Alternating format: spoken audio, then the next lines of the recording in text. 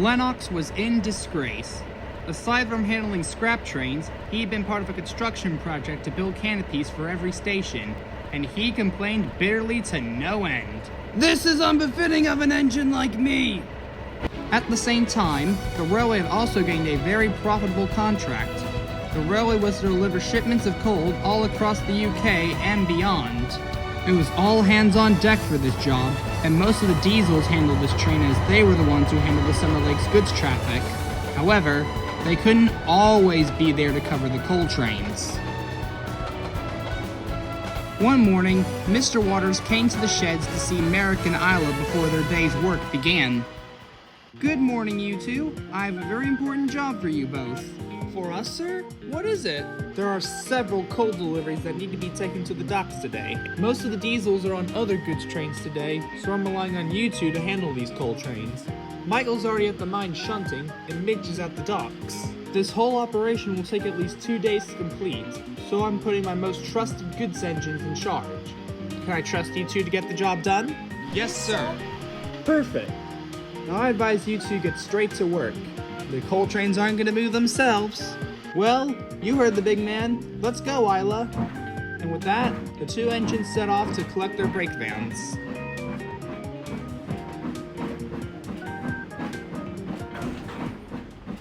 Once the two engines had collected their brake vans, they headed off to the coal mines to begin their biggest assignment yet.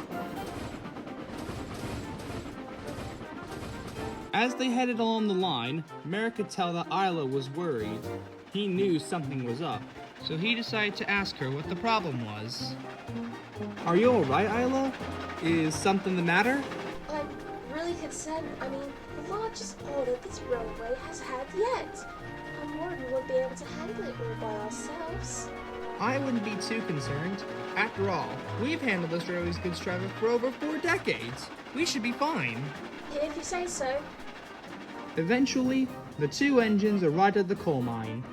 When they approached the coal loader, they stared in shock at the sight that lay ahead of them. Oh my goodness.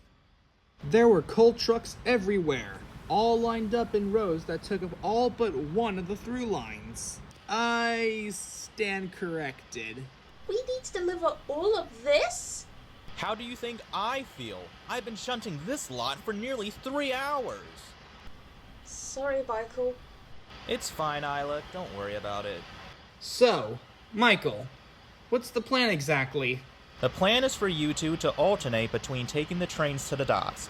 So one will take the first load of trucks, then the other will take the second load, and rinse and repeat. Got it. Well, like Mr. Waters said, these coal trains aren't going to move themselves, so come on, let's get to it. And with that said, Merrick headed to the front of his train to begin his work. At first, Merrick and Isla handled the trains with no issue whatsoever. Since they weren't that big, both of them can easily handle them just by themselves. Both engines worked in a timely and efficient manner. There was not a single delay or mishap. To everyone's surprise, the trucks were very well behaved during each and every run. The mine and dock workers were very impressed with the two engines. Nobody had seen these two engines work this hard in the nearly 60 years that both engines have been on this railway. Both engines continued to handle the coal trains throughout the day. But by the afternoon, both engines were starting to feel very tired. Since the both of them hadn't done work like this since the 1960s, they were feeling the brunt of it immensely. By the time the two of them returned to the sheds, they were very worn out. Jeez, I'm so tired. You and me both. I haven't been this exhausted since I worked at Stratford. Sounds like you two had a very tiring day. Trust me, Edmund. We have. I'm just hoping tomorrow won't be as bad, if not worse. I hope so too, for both of your sakes. Thanks, Edmund. But I think it's time we get some sleep now. And with that, the engines fell asleep for the night. The next day, things were about the same, until Merrick arrived at the mine to collect his next shipment of coal. Isla was heading to the docks with her shipment, so it was up to Merrick to handle this next train. When he saw his train, he was in for a nasty surprise. Are you kidding me? The train that Merrick was set to take was almost double the length of the trains he and Isla usually took. Is this some kind of sick joke, Michael? Don't look at me. This is what the client ordered. Right then, I better get myself prepared. Are you sure you can handle all this at once, Merrick? Positive. Now if you'll excuse me, I need to turn around so I'm facing the right way. And without a second thought, Merrick headed over to the turntable to face the correct direction.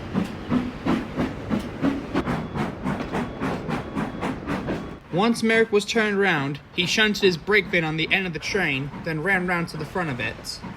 Merrick was slightly nervous, but he tried not to show it. Right. I got this.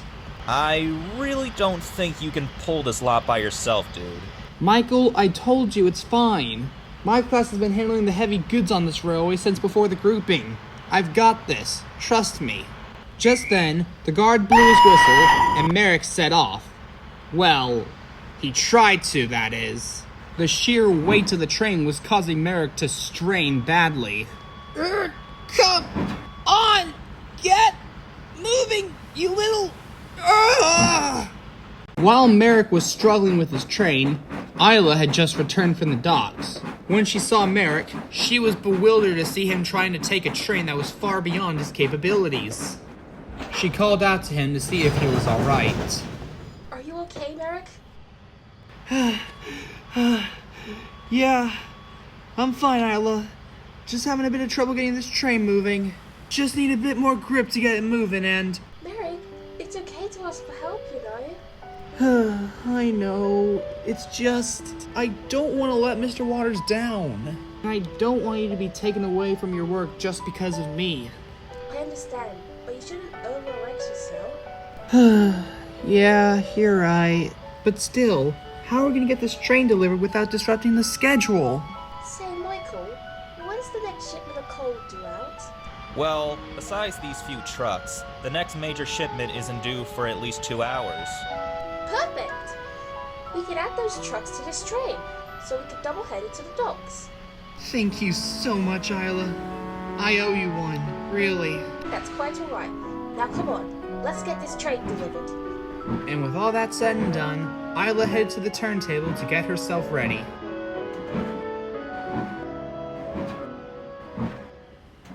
Once Isla was turned around, she ran round to the front of the train and was coupled up in front of Merrick.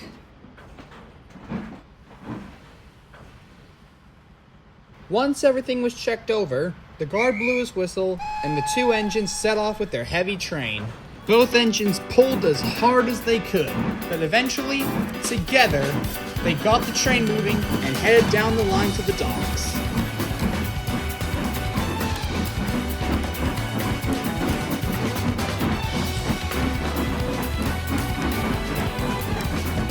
The journey went very smoothly for the two engines. With the two of them together, the train was nothing to them, and they were making excellent time to boot. Eventually, the two engines crossed onto the main line and began their final approach to the docks. Eventually, both engines were running alongside Clara's Point, and they began to slow down as they made their approach to the yard entrance. When the two of them arrived at the harbor, Mitch was there waiting for them. He stared in disbelief at the sheer length of the train the two of them were pulling. Wow. I didn't know one client needed this much coal. I know, right? If it weren't for Isla here, I probably would have burst a cylinder. And we'd be in a much worse situation if it hadn't been for her and her quick thinking. Isla blushed at these words. Right then, now that this train's delivered, could you two please move out of the way so I can get it shunted? Of course, Mitch. And so, the two engines moved out of the way so that Mitch could shunt their train away, as well as getting the waiting ship loaded so it could set off for Cumbria.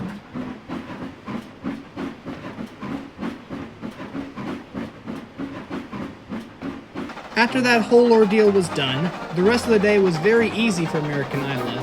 The trains were back to their usual lengths, and there was no need for double heading anymore.